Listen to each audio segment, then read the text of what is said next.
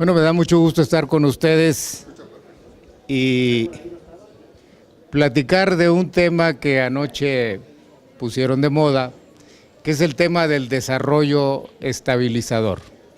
Es este periodo que inicia en 1954, precisamente en el mes de abril, en un sábado de gloria en Semana Santa, cuando se produce la devaluación más impecable que se ha dado en este país, y a partir de entonces, 1954 hasta 1970, hay 16 años de crecimiento con estabilidad, con redistribución del ingreso, periodo al que hemos llamado el desarrollo estabilizador.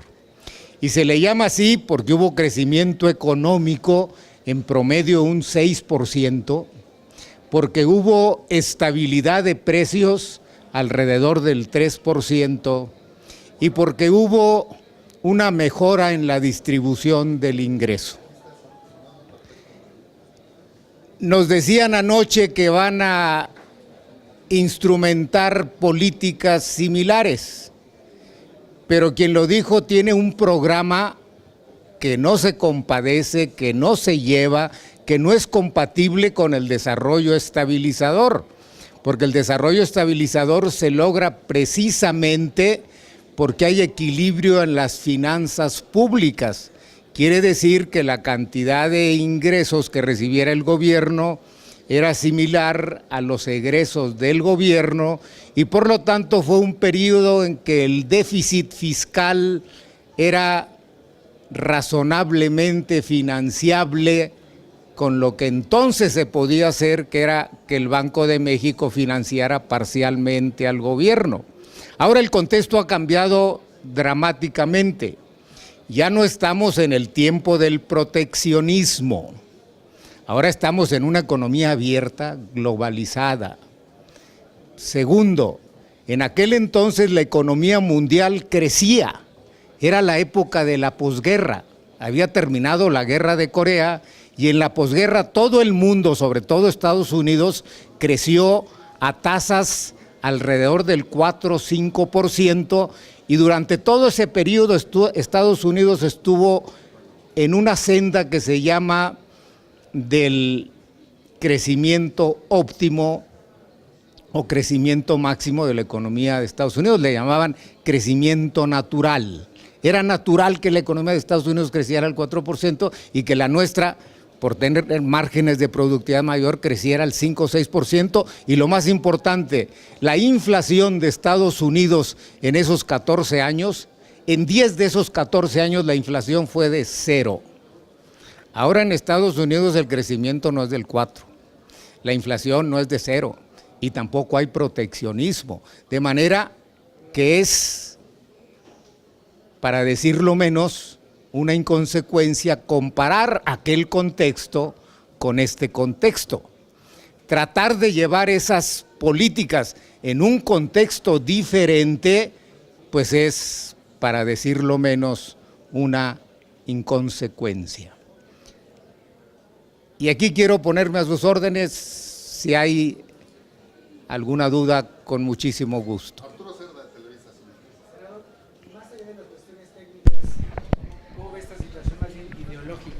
Que Andrés Manuel López Obrador, siendo alguien que reniega tanto, que acusa de tantas cosas al PRI, pues quiera acudir a modelos que justamente gobiernos de ese partido pues llevaron a cabo.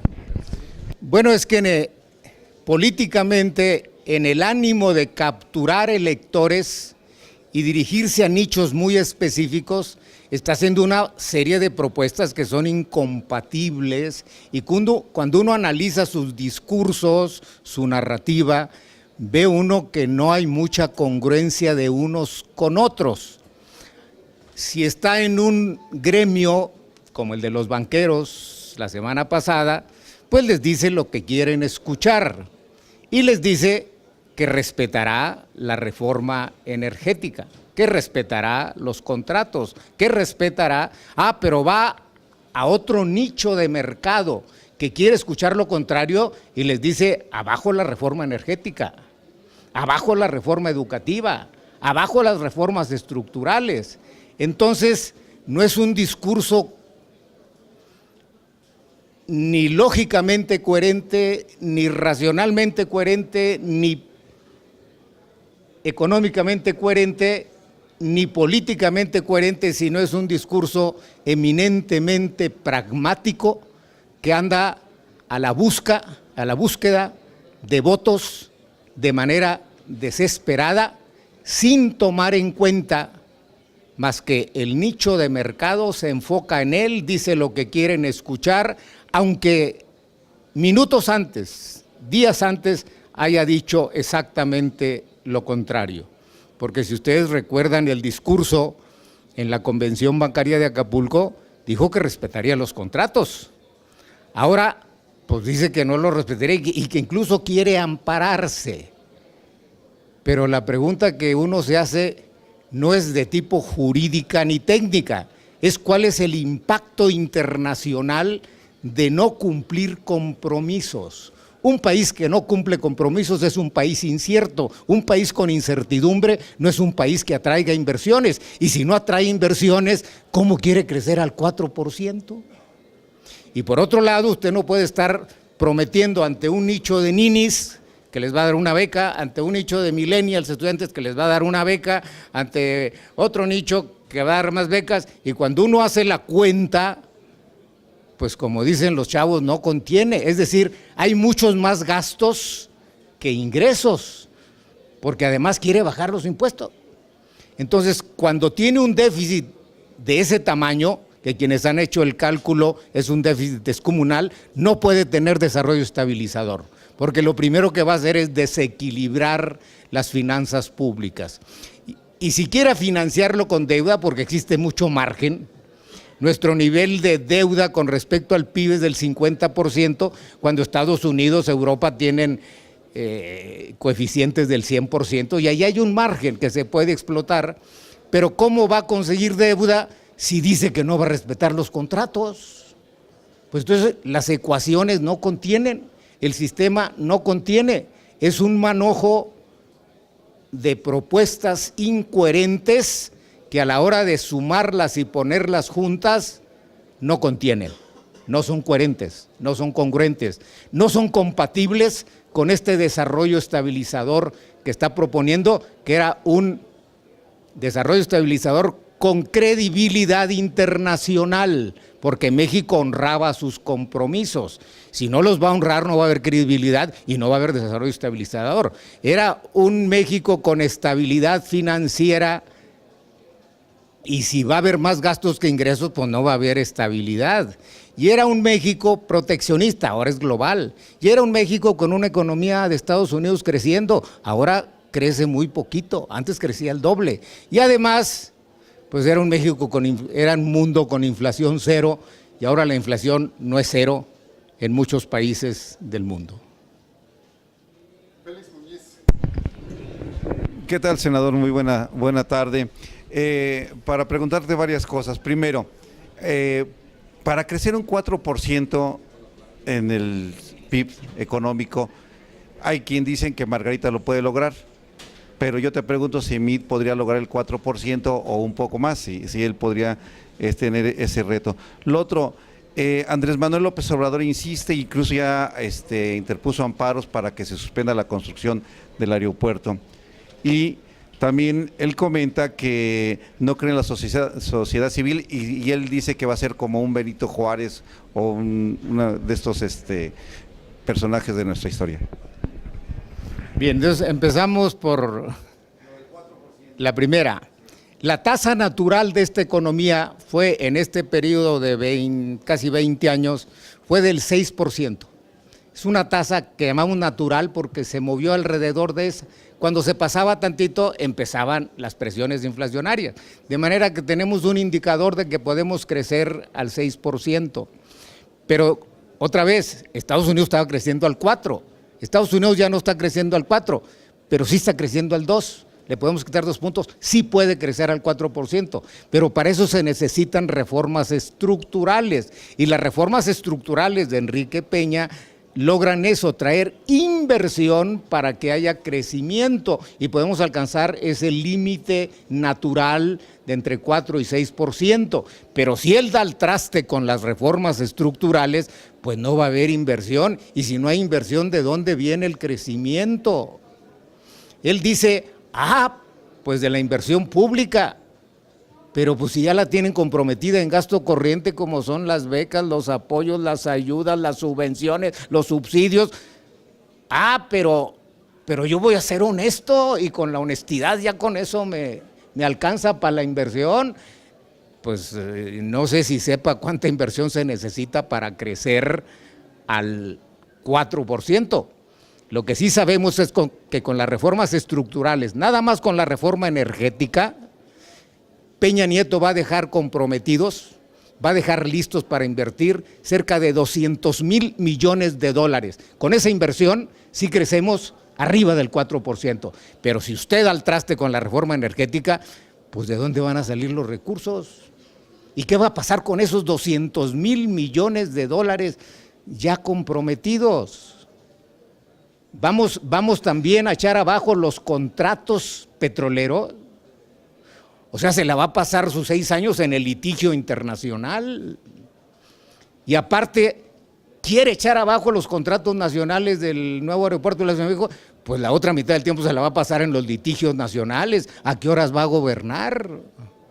Y yo creo que un presidente, se llama presidente porque es el que preside a los órganos del Estado, es un dirigente, es un líder, y por lo tanto debe estar a la cabeza de esas fuerzas nacionales que permiten el crecimiento.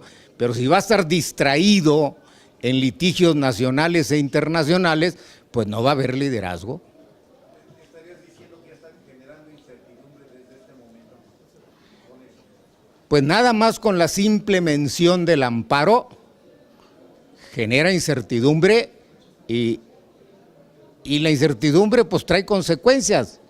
La primera consecuencia es que al no haber certeza no va a haber inversión, y quienes piensan invertir en México a raíz de los campos de oportunidades que se están abriendo con la reforma en telecomunicaciones, con la reforma energética, con la reforma financiera, con la reforma hacendaria, con la reforma laboral, con la reforma educativa, con la reforma en competencia, pues esas 7 reformas, si las van a echar al traste, pues dígame, ¿dónde va a venir la inversión?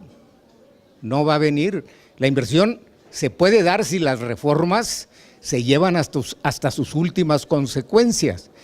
Y el que las puede llevar a sus últimas consecuencias se llama José Antonio Meade Curibreña, porque las conoce desde la raíz, desde el nacimiento, desde sus entrañas. Y este país necesita certeza. Todo país que quiere crecer necesita certeza. Todo país que quiere crecimiento y desarrollo necesita certidumbre. Y la certidumbre empieza por honrar los compromisos. Pero además, pues las calificadoras ya están con el lápiz en la mano haciendo números, a ver en qué momento se produce ese efecto para que de inmediato baje nuestra calificación. Y un país con baja calificación en los mercados internacionales no es un país que atraiga inversiones. Y ya finalmente lo del asunto de compararse con ser Benito Juárez, ¿qué mensaje le da a la gente que él se sienta? Bueno, mire, él está bien asesorado. Él dice que no conoce a los rusos. Los rusos sí saben del inconsciente colectivo. Se dedicaron muchos años a estudiar esos temas que ahora los aborda la neurociencia. Y Benito Juárez es un ícono. Benito Juárez está en el inconsciente colectivo. Si yo me equiparo a Benito Juárez, pues automáticamente ese inconsciente colectivo lo traigo a mi campo, a mi esfera, es decir, a mis urnas. Y de los mexicanos, pues hay un grupo muy pequeño que no comulga y no está de acuerdo en honrar al benemérito de las Américas, pero la gran mayoría de los mexicanos estamos, 1, con Benito Juárez, con Madero y con la Virgen de Guadalupe. Y él está usando símbolos religiosos, lo cual está penado por la ley y lo está haciendo a propósito. ¿Por qué? Pues porque quiere que lo castiguen. ¿Por qué? Pues porque es experto en hacerse víctima. ¿Y por qué quiere hacerse víctima? Pues porque eso da muchos votos y anda en la cacería indiscriminada y restricta de votos. Senador, preguntarle si decía usted o comentaba que el simple hecho de los planteamientos que está haciendo del desarrollo estabilizador o gobernar con el librito de Ortiz Mena, pues ya de suyo es una absoluta incongruencia, pero hablaba usted incluso también de que, digamos, poner en práctica eso, pues le daría prácticamente al traste al rumbo económico del país. ¿Es López Obrador un peligro para México? Es decir, aquí resurge ese asunto del peligro para México. Mire, antes de llegar a esa conclusión, porque esa es su conclusión y no quiero caer en un sofisma de petición de principio, empecemos por el principio. El principio es que es un manojo de incongruencias, porque siendo como es que dice que está en contra de la mafia del poder, pues entonces están en contra de los que hicieron el desarrollo estabilizador, por lo tanto está en contra del desarrollo estabilizador. Si siendo como él dice que está en contra del neoliberalismo, pues el desarrollo estabilizador se dio en un contexto de neoliberalismo, pero además hay una incongruencia aún mayor, son contextos diferentes. Y cuando uno anda en un contexto diferente, se produce un efecto que la jerga popular conoce como, pues, andar fuera de la olla, andar fuera del surco.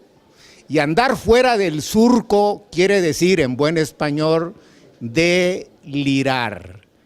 Lirar quiere decir surcar, quiere decir surco, y de, fuera de. Entonces anda fuera del surco. O como diría la raza, pues anda en el delirio. No necesariamente en el delirium tremens, pero sí en el delirio. Pero, como diría la chinaca popular, pues anda haciendo fuera de la olla, o sea, fuera del surco. Entonces, hay incongruencias al proponer una política en un contexto totalmente diferente. Repito, aquel era el contexto del proteccionismo, es el contexto de la globalidad. Aquel era el contexto de una economía estadounidense de posguerra que estaba creciendo al 4% como tasa natural de crecimiento y ahora crece al 2%. Aquella era una economía mundial estadounidense con 10 años de crecimiento, tasa cero, es decir, cero inflación, y ahora es una economía donde han tenido que subir la tasa de interés el día de hoy, 25 puntos base, precisamente porque hay presiones inflacionarias. Entonces, es como si usted quisiera hacer el martirio del Gólgota en los llanos de Apan. Pues en los llanos de Apan no hay un cerro que se llame el Gólgota, y si no hay un Gólgota, pues no hay mártir del Gólgota. Así de sencillo.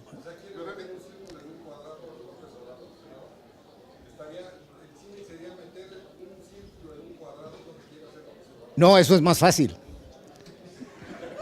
No, lo que quiere hacer es tirar con escopeta posta real 12 como si tuviera una 22 de precisión de marca suiza. Entonces, en una 22 de precisión, pues uno sí puede dar justo en el punto blanco, pero con una 12, ya sea posta real o posta perdiguera, pues está desparramado. O sea, está desilvanado, está desarticulado, o para decirlo en una palabra más común, es incongruencia pura. Y si es incongruencia pura, entonces sí se da la conclusión que usted anticipó. Senador, buenas tardes. Solamente después de esta explicación que nos ha dado y la comparación, ¿usted cómo calificaría estas propuestas de López Obrador que, de acuerdo a la explicación que nos da, se desvanecen como mazapán, ¿no? O a la primera se deshacen? ¿Sigue siendo esta su iniciativa demagoga, de engañabobos, como dice, la pepena del voto? Bueno, mire, la ciencia política ya le dio un nombre desde hace mucho tiempo. Aristóteles le llamó demagogia, que quiere decir demos pueblo, gogos engaño, es engañar al pueblo. Otros le llaman, usando no jerga griega sino latina, populismo. O sea, van al populos, a decirle lo que ellos quieren escuchar, a endulzar sus oídos, aunque lo que digan no tenga congruencia, no tenga probabilidad y no tenga viabilidad. Eso es lo que está ocurriendo. Es uno de los extremos que señalaba Aristóteles como vicios.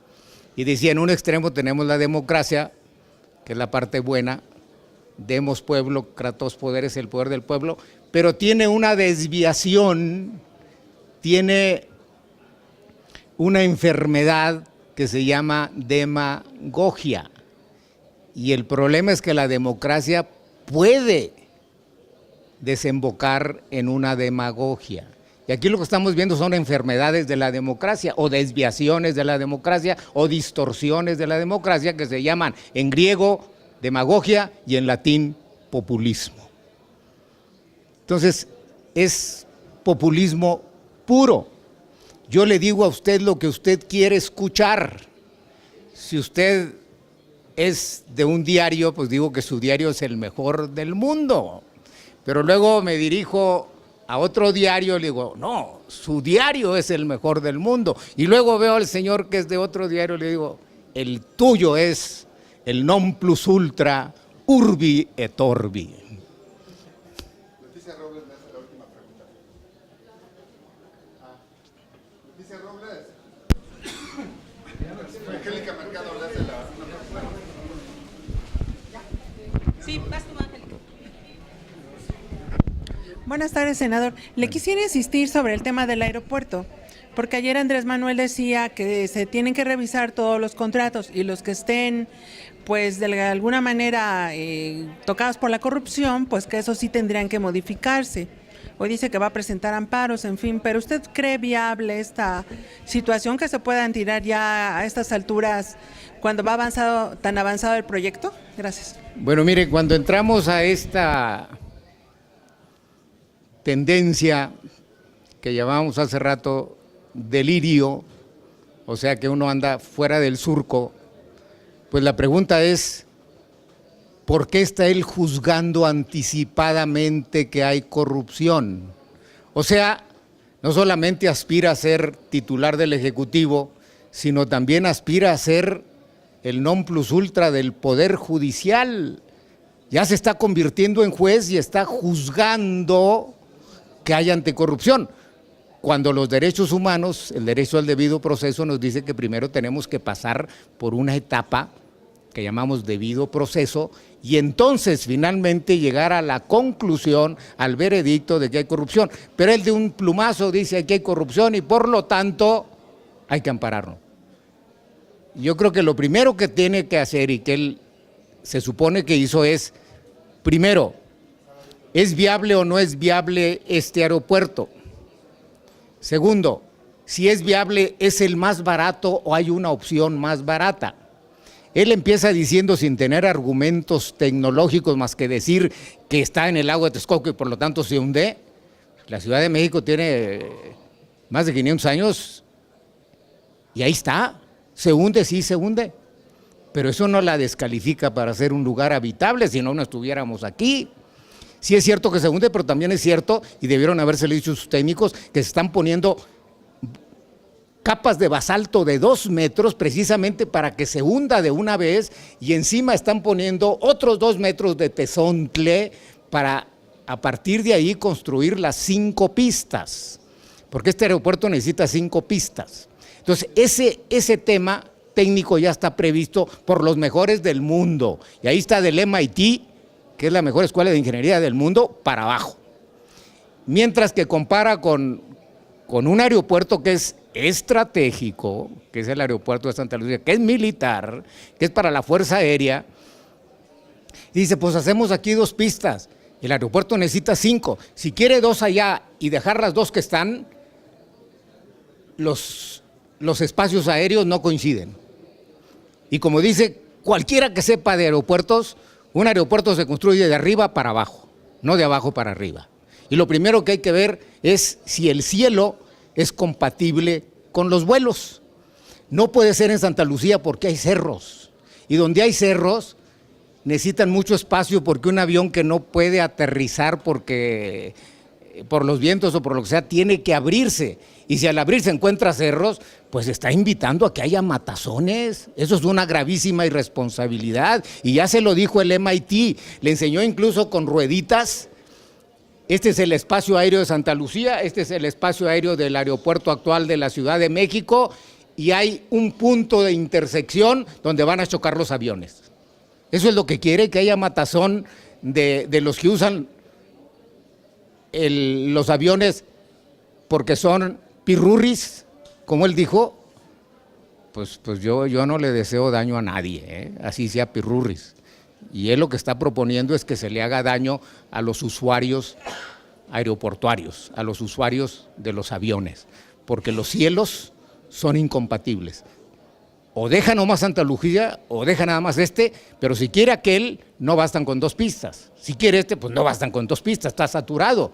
Y si está saturado, con mayor razón aquel. Ahora, que le cuesta 169,000 pesos construir las 2 pistas y es mucho más barato que esto, ¿cuánto le cuesta tener 5,000 hectáreas, que es lo que necesita un aeropuerto nuevo en expansión? Este aeropuerto está previsto para los próximos 100 años.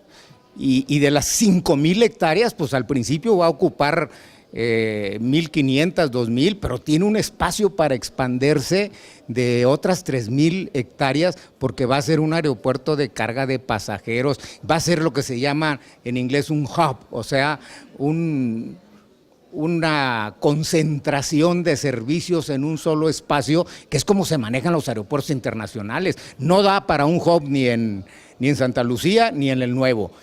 Si lo diera, pues ya lo hubieran hecho. Se necesita necesariamente un espacio como eso. ¿Que está sobre el lago? Sí, también la Ciudad de México está sobre un lago. ¿Que se hunde? Sí, se hunde. ¿Y eso inhabilita un espacio? No lo inhabilita. Prueba de ello es de que aquí estamos.